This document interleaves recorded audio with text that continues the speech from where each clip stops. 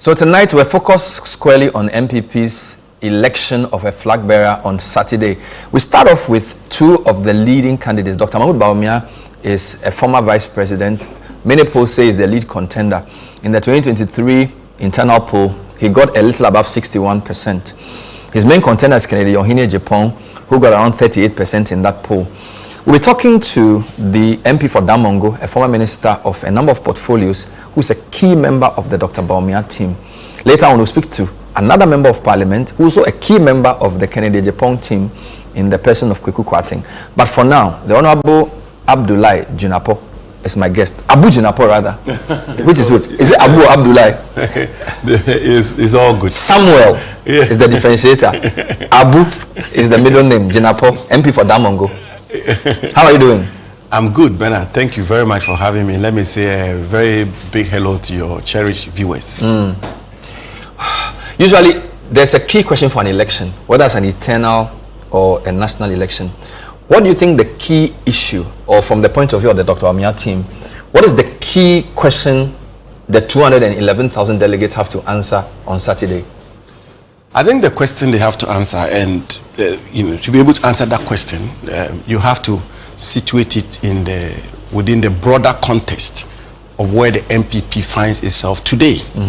And where the NPP finds itself today, I believe, is one that we all have to be courageous and honest enough to admit that the party is going through a very challenging and difficult phase. You're very much aware of the outcome of the elections of 2024, and the party has been taking a series of steps to ultimately revive the fortunes of the NPP. One of them, as you know, was the big extraordinary national delegates conference we had at Legon, where we had series of amendments, and several other interventions have been put in place by the leadership of the party, which is culminated into this election which is coming up, which I believe is also an extraordinary election, which is the first time the party is holding an election to elect its presidential candidate almost 3 clear years to the general election, and also the first time the party is electing its presidential candidate before electing any other officer of the party. In other words, the reorganization of the party is beginning with the election of the presidential candidate. Thirdly, which I believe will answer the question as to what the party people should be looking out for on January 31st, is the fact that how the NPP conducts itself on Saturday, January 31st, will have far-reaching implications for the fortunes or the forward march of the party.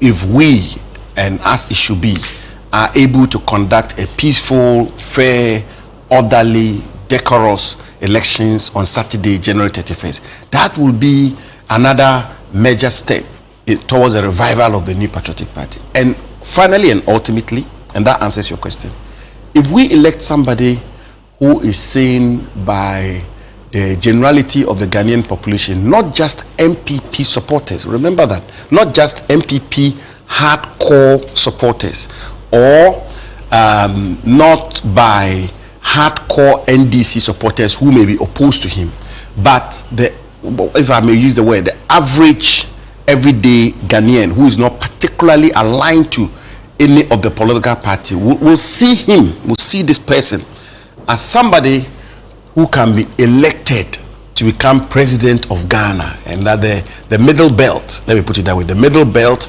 of our population will be comfortable, or will, on a good day, will find him as a credible person, as a person who has a temperament, a person who has experience, a person who has a vision, and a person who has what it takes to be president. So that is the answer to the question. The answer to the question on Saturday is, having gone through all these processes, who do we elect on January 31st? Whom, if we put before the Ghanaian people, the middle belt people, he will have a better chance. Or you're not talking geographic, you are talking floating voter alliances. Voter alliances. Non-hardcore NPP people. Exactly. Crossover appeal. Absolutely. And I'm talking about not hardcore aligned people. Because when you when you look at it critically, you have hardcore NPP people who will find everything good in an NPP candidate. Irrespective of who he is. Irrespective of who he is. And then you have hardcore NDC people who find nothing good in an NPP presidential candidate, irrespective of who he is. But you're looking at electing a candidate who has the best shot, the best chance of appealing to non-aligned Ghanaian electorate, you know, and even with that, Bernard, and I have to admit, even when that is done on January 31st, the effort to get the person to cross the line is still going to be a Herculean one. So you've given me about 4 points. I won't repeat them.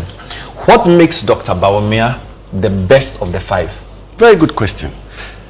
Look, the 5 of them are people I should admit I know very closely and know very well, and literally all of them, or some of them, are people I've worked with closely through different engagements. I mean, as you know, Dr. Agyapong, for example, was a minister in a cabinet that I was also a minister. Dr. Agyapong was a minister in the same cabinet. Honorable Kennedy Agyapong is somebody I've known for years in my young activist days, and I will call him a close friend, if I put it that way. Agyapong is, I mean, he's everybody knows him exactly in Ghana. Okay. You know, and they are all people I have great respect for. There's absolutely no two ways about that.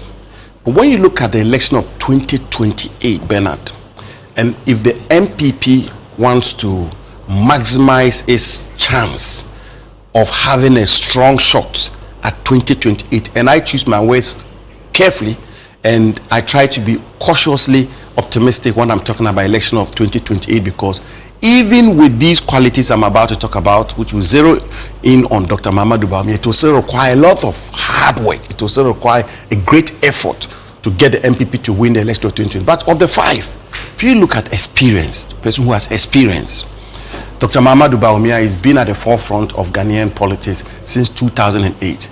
Not at the mid-level, not at the bottom level, at the very top level. He's been on the ticket since 2008, for almost close to 2 decades in Ghanaian politics, frontline Ghanaian national politics. 2, this is a man who's been highly and hugely marketed, and that is a fact. 3rd, throughout his involvement in the public life of Ghana, and I think his opponents will even admit to this, he has shown to be a public servant of unquestionable integrity. There's never even been an occasion where an allegation is even been leveled against him, let alone a scandal or a proven allegation. So his personal integrity is actually a big asset. 4thly, I think nobody questions the fact that Dr. Bawumia is, over the years, shown to have lots of ideas, solutions to problems, and this and that, and it is shown to be competent. And of course, the last government we had our own issues. We scored positive points in many areas, but we had issues here and there, 1 or 2 issues. But in the totality of his conduct and involvement in the government of President Akufo-Addo shows that he's somebody who is given the opportunity, able to generate ideas and solutions to confront and deal with the concrete issues which confront the mass of our people. I think he's shown also to be formidable. He's shown also to be formidable. Shown to be humble, and humility in Ghanaian politics is absolutely important. He's shown to have the temperament to be president. And above all, I think he's also shown to have the vision. To have a vision which, if he puts before the Ghanaian people, we will have the chance of the Ghanaian people coalescing around the vision that he put before them. And so what the point I'm making is, look, all 5 of them are canvassing to lead and be presidential candidates, but we need to choose the best among the 5. And if you look at the 5 of them, and you look at the factors that I've listed, and if NPP is not considering 2032, in other words, presenting a candidate for 2028 for strategic reasons, and expecting not to win, and then repeating the candidate for 2032 and hope that the traditional 8-year cycle will favor the NPP, then maybe we can look at another candidate. But if we want to win in 2028, I think our best shot should be Dr. Mahamudu Bawumia. Let's stay with this question. Isn't the NPP taking a risk by electing a candidate before the core issues around 2028 become clear. And let me explain. Usually, by the second year of a government, we know whether it's going well or not. So, the question for 2028 election has not yet been, is not clear in people's minds. So, in choosing a candidate before that question is clear, it's a big risk the whole party is taking, in the sense that we don't know whether it's going to be an economic election, we don't know whether it's going to be an identity election, we don't know whether it's going to be an election on security as the most important issue. So if you choose a candidate, so this applies to all the candidates, whose skill sets may not match what Ghanaians may be looking for in 2028, it's a guesswork you're playing. Well, you have a point there to some extent, but the party has had the opportunity to examine all these matters, and as I said, the party congregated at Legon at conference, and that is the highest decision-making organ of the party, and the party came to the conclusion that in the interest of the party, it will be better to elect our presidential candidate way ahead of time.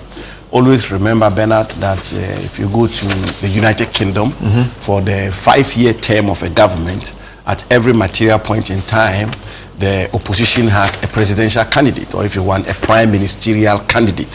So what the NPP is doing is not new, it's not novel. It happens in the United Kingdom, where the leader of the opposition is in place throughout the tenure of the government, and whatever the issues become for the elections ahead, that leader is required to be able to confront those issues.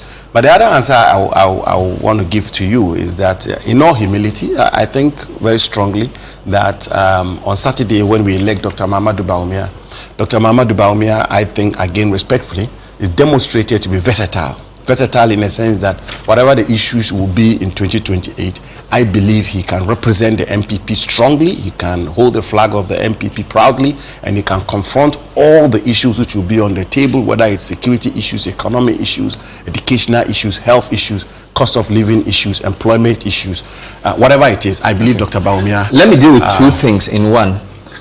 Your main opponent within the primaries, when I hear his team, their main message is that NPP needs to give Ghanaians a new message in 2028, and they also need a new messenger. So their argument is that Dr. Bawumia was core in the bad performance of the previous government, and therefore if you want Ghanaians to give NPP a chance in 2028, you need to give Ghanaians a new message. And their preferred candidate, Kennedy, is a different messenger with a different message. So for them, Dr. Bawumia presents more of the same. That happened at Akufo-Addo. What's your response? Well, you know, in politics, decision making has to be strategic. You have to take very strategic decisions, and the point they make is a point that has to be responded to. And the response I will give is that in 1996, when we presented President John Agyapong Kufuor, and President John Agyapong Kufuor could not make it in 1996, the NPP rejected this proposition that we should present a new message and therefore a new messenger. And the NPP repeated President Kufuor for the 2000 elections, and he won. The NDC had Professor J.E.A. Mills, may he so rest in perfect peace. Professor Mills was vice president to President J.J. Rawlings for 4 years, and we all know how the NDC lost the election of 2000. The same message was made that the NDC should present a new message and a new messenger for the 2004 elections. The NDC rejected it, and the NDC repeated Professor Mills in 2004. Professor Mills did not win in 2004. In the 2008 elections, the same argument was made that we should present a new message and a new messenger. The NDC said no, presented Professor Mills again in 2008, and Professor Mills won. Indeed, President Akufo-Addo in 2008 was a leading member of the Kufuor administration. He was a foreign minister, he was attorney general, and in 2008, the NPP lost that election in 2008. That argument was made again, that look, we lost the 2008 elections. President Akufo-Addo was a member of that government. Let's present a new message and a new messenger. The NPP said no. They presented him in the year 2012. We went for another election. The same argument was made. It was rejected. He was presented again, and he won. The classic one, the most classic of all, in my view, President John Mahama. President Mahama was president. he was not vice president. He was president. He was head of the government. And Bernard, you will agree with me that in 2017, if somebody has said to a pundit that President Mahama will be able to come back and be rebranded and represented and bring a message and become president of Ghana, I'm sure the pundits would have ruled that out. And yet the NDC did not buy this argument of a new message and a new messenger. They presented President Mahama again for 2020. They presented President Mahama for 2024, and he won by a landslide. Like the Americans will say, if it's not broken, don't fix it. This arrangement of repeating a candidate and coming together and backing the candidate and putting a message and a program and a formula before the people, which the people will be excited about, is proving in the past to work. I think it is the strategic interest of the NPP. You've answered this to repeat from history. Dr. No problem. Bawumia. Fifth question: the economy is the Dr. Bawumia was supposed to be the main economic arrowhead for the Akufo-Addo government. There are many reasons why NPP lost. We don't have time to go into that. But the bad performance of the economy was part of the reasons people were angry. Right? The economy seems to be the best thing. Yesterday, President Mahama was talking at a program, and he says that the economy performance has surprised even him, and that IMF and co are all saying you've done so well with the economy, and that he was expecting the economy to turn around in 2 years. It's turned around in a year. So my point is, the NDC's strongest point for now is economy. The NPP's weakest point in coming out of power was economy. Dr. Bawumia was the head of that. So aren't you disadvantaging NPP if the economic performance continues for NDC? In putting Dr. Bawumia, what will he say about the economy if what is happening continues? Well, let me challenge that to begin with. Look, everything that is happening today with the national economy of our country, inflation is single digit, interest rates seem to have come down, the currency is improved, this and that. All of those are highly welcomed. And I think that it would be disingenuous on my part to sit here to say these indicators are not welcome. They are most and highly welcome. That's number one. Number two, what is the state of Ghana's national economy? The state of Ghana's national, it takes me back to a point former President J.J. Rawlings made, the late President Rawlings, may he so rest in perfect peace, when he was interviewed sometime in 1983 or 1984, when he was asked by a BBC reporter that, what is the state of the Ghanaian economy? And he said the state of the Ghanaian economy is his stomach. He said so. And that if his stomach is full, the economy is doing well. If his stomach is not full, the economy is not doing well. The fact also still remains that in spite of all these figures that have been thrown about, which I say are welcome and which I say are to be encouraged and all of that, Bernard, I say to you today that today in Ghana, the two biggest problems confronting the mass of our people have not are yet to be tackled. The two issues of cost of living and unemployment. Cost of living and unemployment. And if you go out there and you speak to the everyday Ghanaian, cost of living is still a major issue.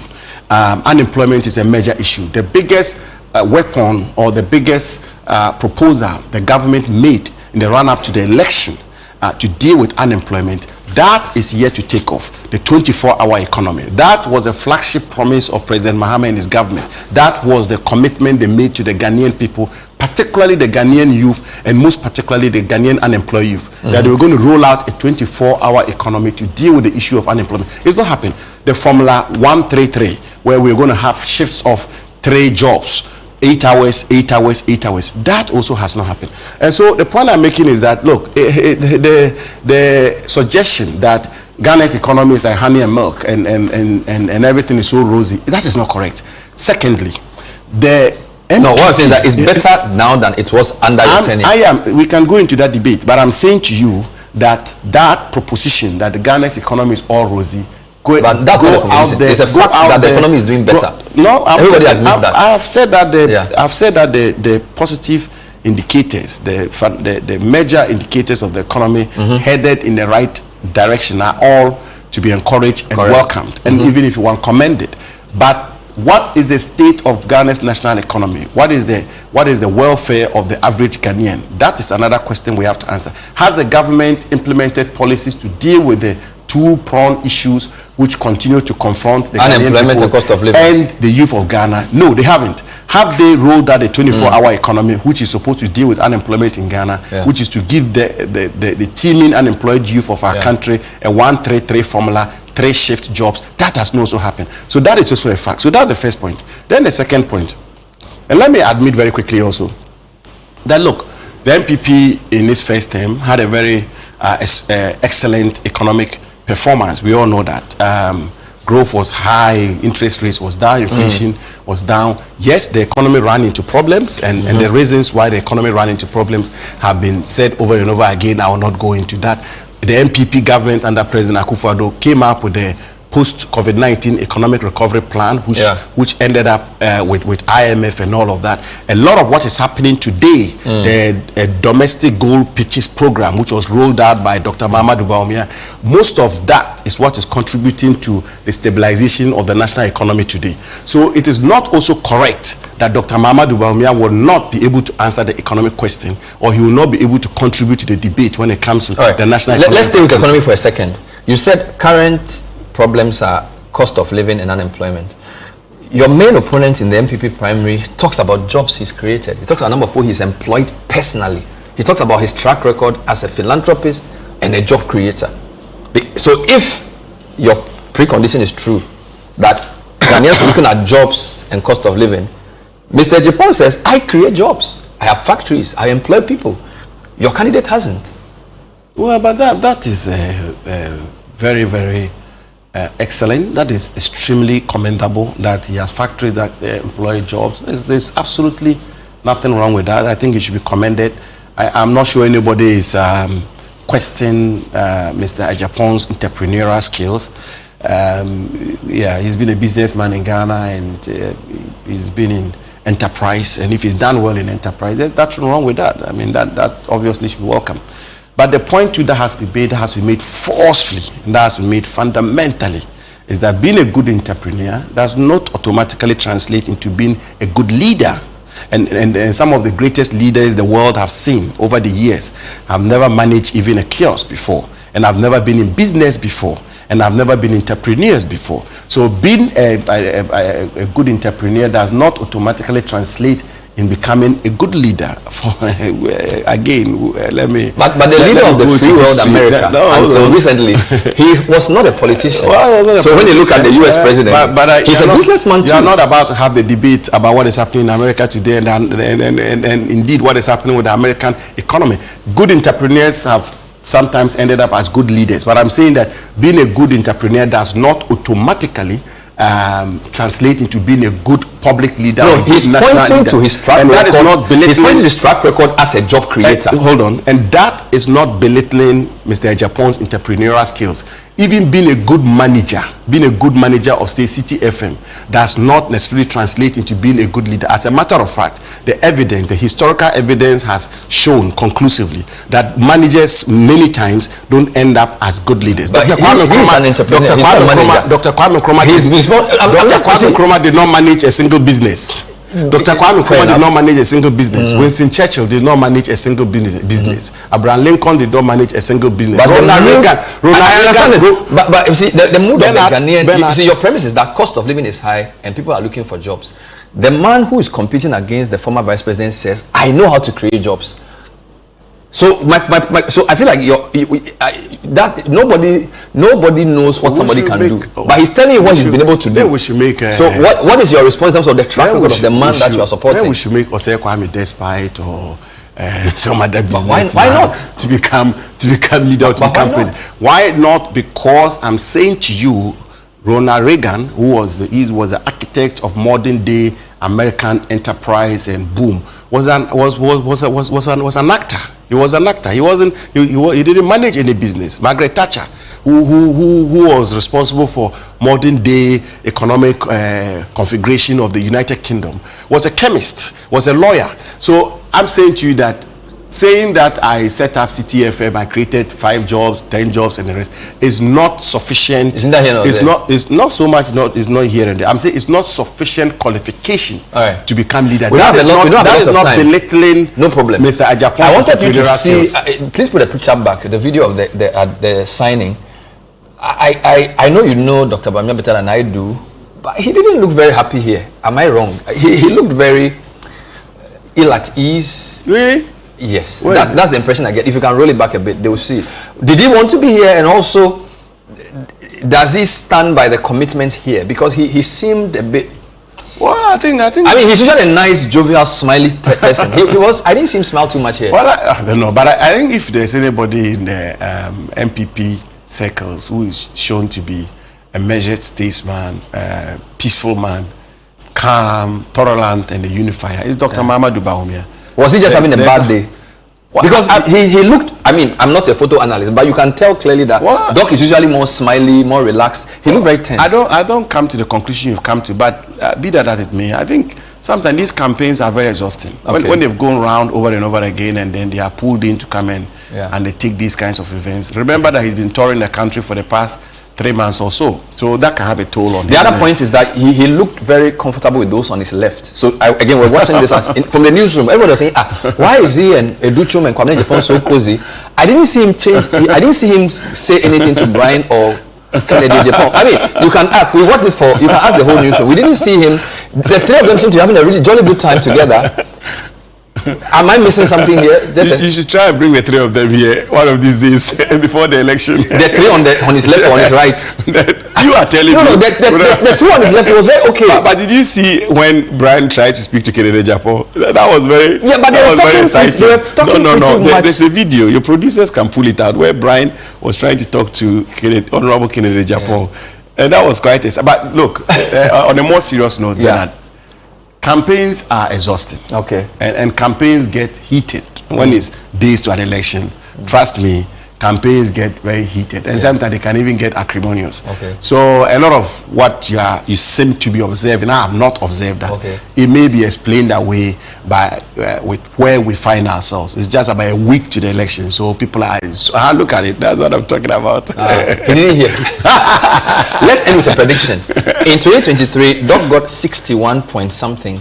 Kennedy got 38. We have just a minute. What is your prediction on Saturday? For Saturday.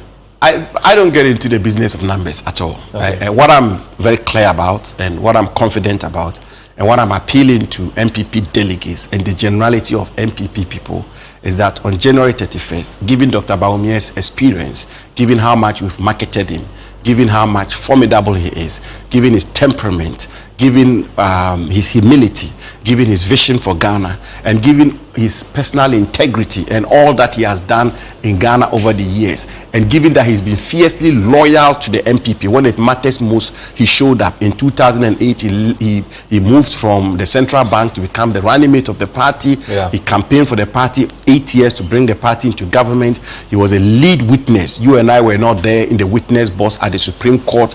He has been fiercely loyal to the NPP, served our president and our government diligently, and the president himself, Akufo-Addo himself, has given him thumbs up on many occasions, given the totality of all these circumstances, and also that he has a program for the welfare of the rank and file of our party, and that he will be a flag bearer who will give the NPP the best chance of winning 2028 and not 2032 or 2036. On January 31st, they should give him a first round victory. You believe he's winning? I'm not. He's winning. Clearly, he's winning. First round victory. Will he do better than last time? I'm not going to get into that. He's winning first round. That is what. We'll leave it here. We'll leave it there. Good luck to you and to him. Thank you. We'll talk again, hopefully right after the election. And then I'll come and present the victory to you. Wonderful. We've been talking to the first guest for the show. When we come back, we'll speak to Kweku Kwarteng. He is in the Kennedy Agyapong team. He is also pretty confident. He's also a member of parliament for Obuasi West. The point of view is not over. Stay with us. Welcome back. This is still the point of view, and it's countdown to NPP decides. It's happening in 5 days, Saturday, and we're gauging the confidence in both camps. Obviously, we started with the Bawumia camp, spoke to Samuel Abu Jinapor. We now have the MP for Obuasi West, a former Deputy Finance Minister, Kweku Kwarteng. He's here to talk to us about Kennedy Agyapong and why he believes Kennedy is the best man to lead NPP. Welcome to the program. Thank you. Thank you very much. So I will use the same preamble for you as the earlier guests. So usually when there's an election, people say there's a question the delegates are answering. So on Saturday, in your view, what do you think the 211,000 delegates, what question are they answering? Or what is the question for the election? I think the question each delegate will be answering next week, Saturday, would be, will the NPP go into the 2028 elections with the same old messages and faces that we took to the 2024 elections and lost badly? Delegates will be answering that question, or whether we would want to present a new face, a new party, and appeal to Ghanaians that whatever anger they develop against NPP in the 2024 elections, they should give up on that anger and give NPP another chance in 2028. I think delegates will be answering that question. But related to that is also whether if NPP wins the next election, as we hope we would, are we going to do things different? Or it's going to be the old way of suit wearing, English speaking that we have used to govern this country for so long and perform such poorly as political elite? I think these are the questions the delegates will have to answer. So you're saying there's a question around who the party presents to Ghanaians, and then how, if that party wins, how the party governs. Yes. Good. Why is Kennedy Agyapong, in your view, the best among the five? Because Kennedy is a different kind of politician. Kennedy is the only politician I see across the political divide who can disrupt the status quo that has kept this country back. I think that that makes Kennedy stand out. And I also think he's the one with the right sense of urgency to confront the wrongs that have kept this country back for so long. But he's been in active politics for at least 25 years. So if there's this enchantment with our politics, and he being a key member of the NPP at various levels, why shouldn't he take some of the blame? Yes, I think he takes some of the blame. I also take some of the blame because I have been in the corridors of politics for quite some time. So we all take a portion of the blame. But the real question is, are we going to continue walking the path that has led us to our development partners 19 times if you add structural adjustment program and HIPIC? Are we going to walk the same path that is churning out our youth in huge numbers into the streets without jobs? It is the man who recognizes that we have been walking the wrong path, that the political elite has been given the wrong kind of leadership to this country, and therefore is willing to lead change, is the one who deserves support. And it is the reason we are supporting Kennedy. It is not that he is perfect, but it is because he recognizes the wrong path we'll be walking and is willing to lead the charge for a different kind of leadership. There's a question around whether NPP should have waited a bit before choosing its flag bearer for a number of reasons. Usually it takes 2 years for us to see what the government is about. Yeah. So usually if you choose your candidate in the middle, by the third year of the government, it's very clear what the election will be about. Yes. This is still year one. I mean, yes, it's a year, but he's not even done more than 15 months. So in choosing your candidate now, you risk choosing the wrong candidate because we are not even sure what 2028 will be about. So that's the question. So even if Kennedy is the man NPP feels right about, maybe in 2028 people are thinking about security, or they're thinking about something else which may not be his forte. So this is a general question to you, the party people, in terms of the timing of your candidature and the nature of Ghanaian elections. Well, I think, and you may have known this, that this kind of internal conversation has gone on within the NPP for quite some time. I think in the end, the party concluded that we should have the primaries next week.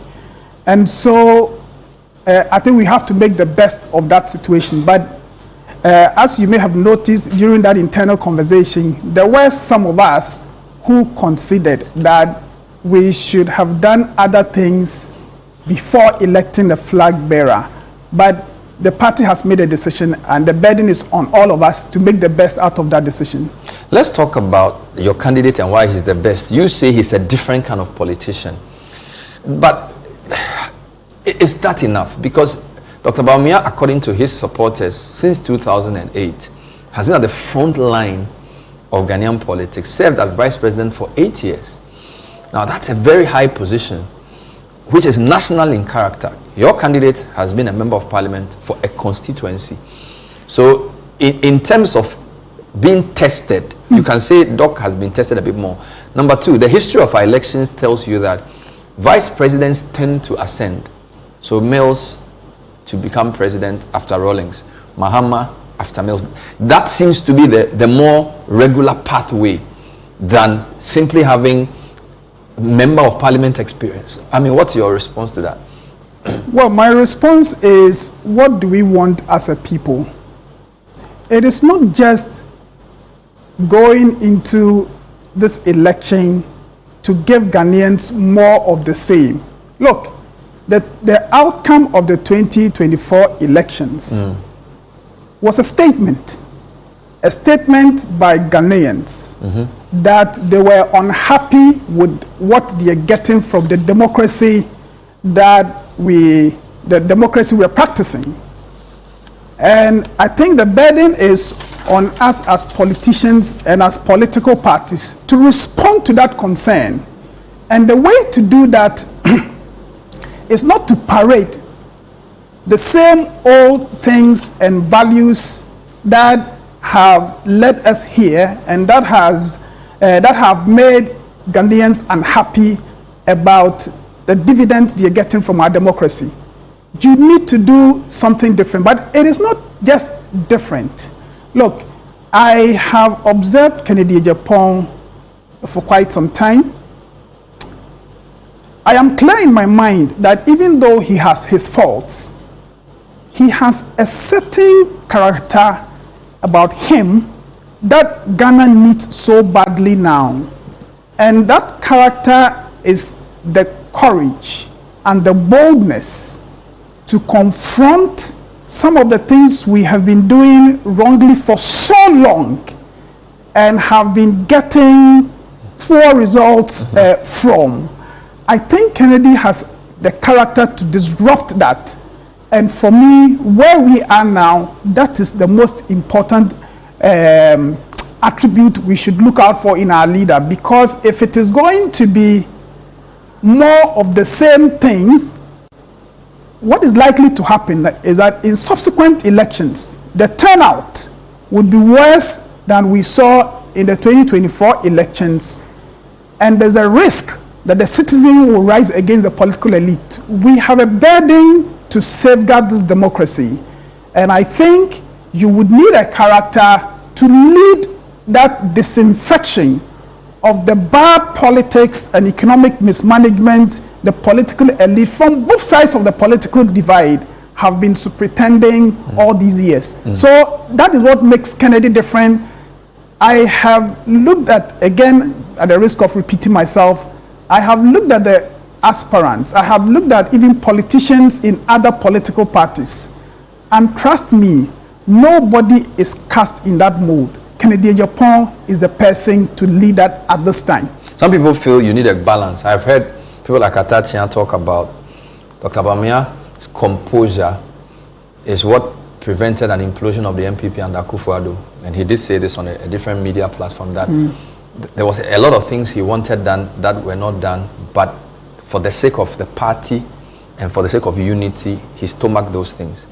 And number two, he has also been composed in what he says, because if you are part of an organization, you need to balance personal grievance with organizational unity. And for that level of composure, people feel that's very important for the presidency, because you will be provoked, you will be annoyed, you will be betrayed. And so if you cannot show that level of composure, you may not necessarily be fit for the highest office, despite your other virtues. So when they say that, they contrast that with Kennedy Agyapong, and they feel that that's not good for that type of national leadership, because you will definitely have people annoy you, you will definitely get people do things you don't like, but that composure is important to keep the unity of the group. But Kennedy Agyapong, I'll answer you in two ways. Kennedy Agyapong has been in Parliament 6 terms. Kennedy Agyapong has been a successful businessman, opening job opportunities for many people over all these years. What makes anybody think that somehow he does not have the kind of temperament to engage people? I think it is a lack of response to the case we make that Kennedy Agyapong has a certain strength and a certain ruthlessness about him, which is needed in fixing the problems of Ghana right now. It is when people cannot respond to that effectively. Then they say, they try to bastardize an attribute that I think Ghana needs so badly. They try to bastardize that and to say somehow he does not have a temperament. Look, the New Patriotic Party passed him at our vetting 6 times. He went for election and kept a seat that was not ours previously for 6 terms. As soon as he left, we lost that seat.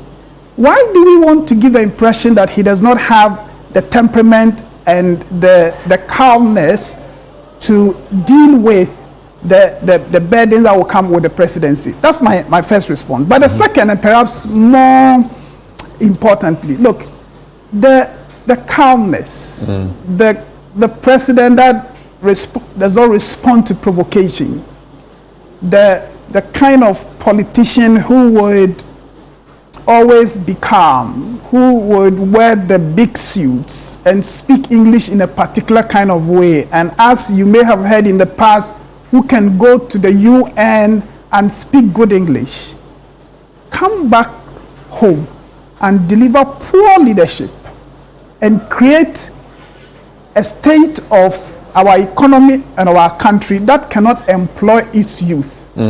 With the large numbers of the youth in the streets, it is national insecurity brewing. We need to confront these, and if Kennedy has the character to do it, he is the man we should present. And I think we should stop looking at things like his temperament. His utterances too, not just the temperament. So for example, we've seen videos of him, I mean, you know this, yes, where he is describing his main opponent as a liar. He says it blatantly, on television. You talk about the kind of politics we do and people and how they feel about it.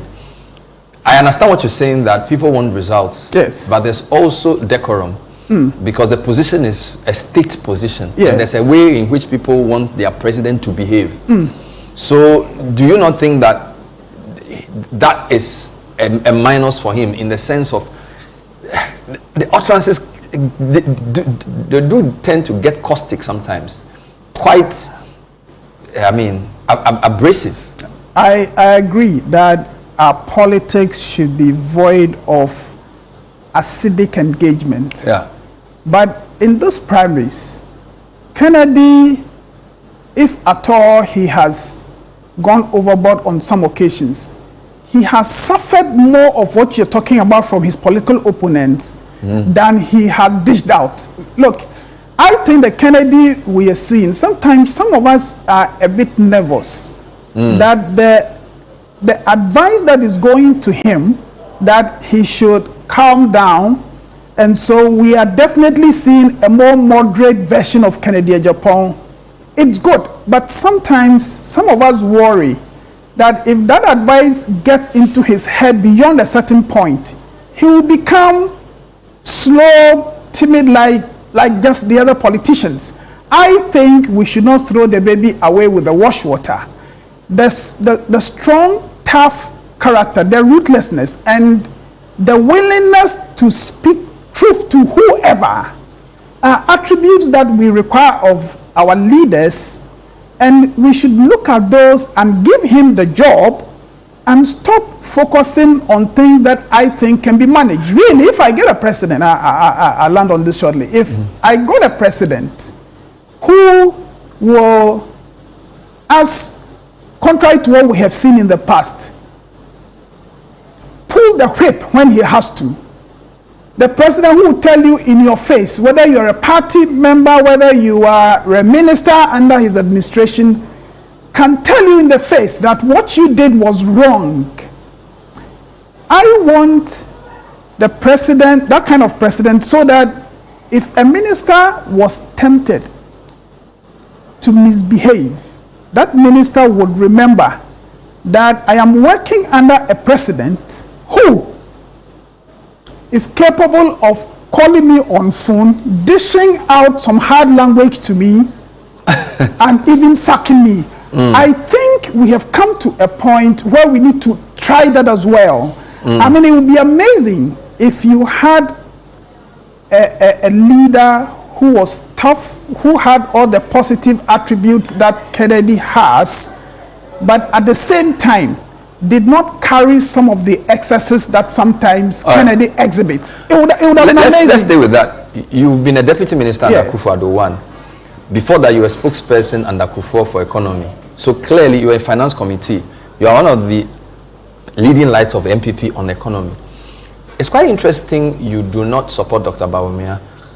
Neither does Stika, who is also a former deputy minister. Neither does Abena or Seya Sari. Indeed, the only person in that finance group who you can say supports Dr. Bawumia is Dr. Amin. And in fact, Ampabing, who was the deputy to Abena when she took over, also is in the Kennedy camp. Am I missing something? What's going on here? Because don't forget, Dr. Bawumia is an economist, and his strongest point in the lead up to 2016 was the economy, and you were part of that. So what's happening? This is what is happening. You see, economic management is political. Look, if people sit outside the Ministry of Finance and they commit government out of step with the general plan, out of budget, and you have deficits which comes back to hurt the macro economy and makes it difficult for the private sector to create jobs, the effect is what we have now as a country. A proud country that, again, has gone to the IMF 17 times. If you add HIPIC structural adjustment program, we have sought development partner assistance 19 times. We are unable, as Botswana, an African country like us, is able to say that we have never needed the IMF, we would never need them. Now, so those of us who have been in the Ministry of Finance and understand that it is the discipline to spend right, it is the discipline to do the reforms that would bring in the revenue. When you begin to understand those things, then you know that managing the economy is not economics matter. It is making the right decisions, the do's and the don'ts. The technical people are there. Once you create the right atmosphere, they will drive the change you want. So all of us in the who have been in the Ministry of Finance, who have sat at the center of government treasury, realize that the kind of toughness and the kind of person you need to control wastage and to reduce the corruption and the wastefulness is in Kennedy Agyapong. It is that character that would help us to create an environment within which the economy can be properly managed. It is a reason all of us have been yearning for a president who will be able to create this space for us. Some people compare him to Donald Trump. Is he flattered by that, or does he sort of, is it distance? Because the posturing is very similar. Well, I have not studied Donald Trump that much. I have not spoken with Kennedy as to whether he feels... Businessman, maverick, he's not from the establishment, he will create jobs. It's very similar. We've seen that pattern. Well, but Donald Trump was not in their legislative assembly for 6 terms. Kennedy has been, and so I can make the case for Kennedy that his experience in politics, coupled with his experience as a businessman, together with his sense of urgency and the toughness to confront the dark forces of our politics, combined to make him the kind of person we need now. I can't speak. Two final points. Yeah. I'm watching the highlights of the Peace Pact. His body language, he didn't look very happy. Am I misreading him? Initially, when even Brian was talking to him, he didn't seem to be interested. Was he unhappy with the arrangement? What was the problem? No, I think the question he raised was, of course, he took his time to read through everything to be sure that what had been given to the team earlier was what was before him. And I think he was looking at some of the things that happened in the previous election. In fact, there was a constituency. Let me avoid mentioning the name, but you can check, the records are there. That constituency is made up of 115 delegates. In spite of those who had passed and those who may have traveled, all 915 voted for one particular candidate in the last primaries. Wow. The rest got 0-0-0. And when you consider the fact that some had actually passed, then there is the concern that if this elections committee does not avert its mind to those things and take steps to ensure that they will not happen again, then it is hard to say post-election he should accept the results comfortably. So what he tried to do was to draw attention to these things and to seek some commitment from the elections committee and the party that in the event that such a case comes up again, that the party would take steps to annul the results of that. He wanted an assurance before he signed. And he did sign. What's the prediction from your side?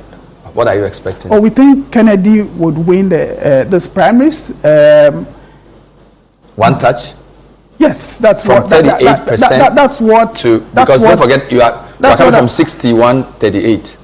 Yes, but that's what our elections committee, who are doing the research on the ground, the feedback they are getting to us, that we are winning this election one touch. We would appeal to the delegates that this is an opportunity for the NPP to present a fresh face to Ghanaians in 2028, and together we can fix this country. Thank you. I wish you good luck and your candidate as well. Thank you too. We've been speaking to key members of the 2 leading teams. So we spoke to Abu Jinapo, who is from the Dr. Bawumia camp, and we just spoke to Kweku Kwatin. Both are members of parliament, and Kweku Kwatin believes Kennedy Agyapong is winning. Abu believes Dr. Bawumia will win. May the best person for Ghana win. Thanks for watching. We'll see you next time, where we'll continue with our look into the NPP's primaries on Saturday. Stay with us.